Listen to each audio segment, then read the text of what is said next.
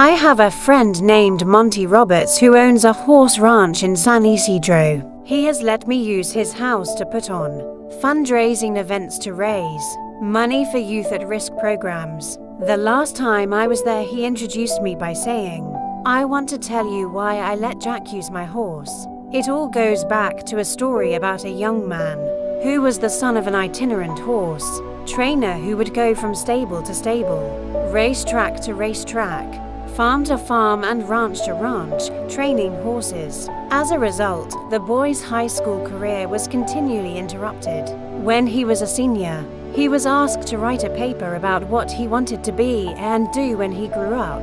That night, he wrote a 7-page paper describing his goal of someday owning a horse ranch. He wrote about his dream in great detail, and he even drew a diagram of a 200-acre ranch, showing the location of all the buildings, the stables and the track.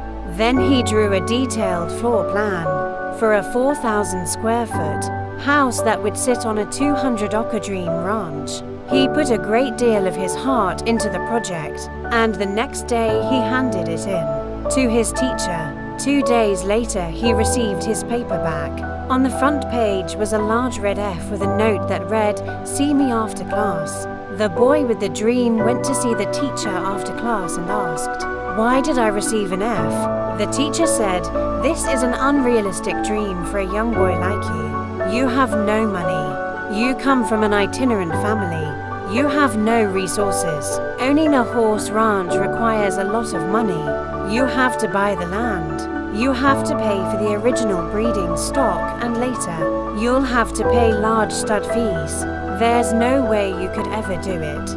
Then the teacher added, "If you will rewrite this paper with a more realistic goal, I will reconsider your grade." The boy went home and thought about it long and hard. He asked his father what he should do. His father said, "Look, son, you have to make up your own mind on this. However, I think it is a very important decision for you." Finally, after sitting with it for a week, the boy turned in the same paper, making no changes at all.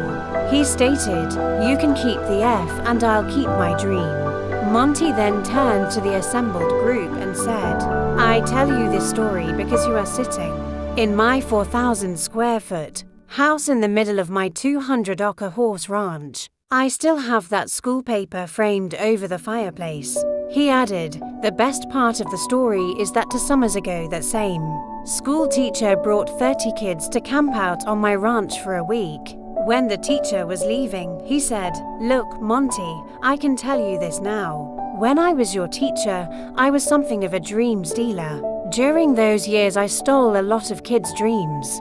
Fortunately, you had enough gumption not to give up on yours. Moral: don't let anyone steal your dreams. Follow your heart, no matter what. No dream is too big or too small when one works hard to live it. One should always try making dreams come true no matter what."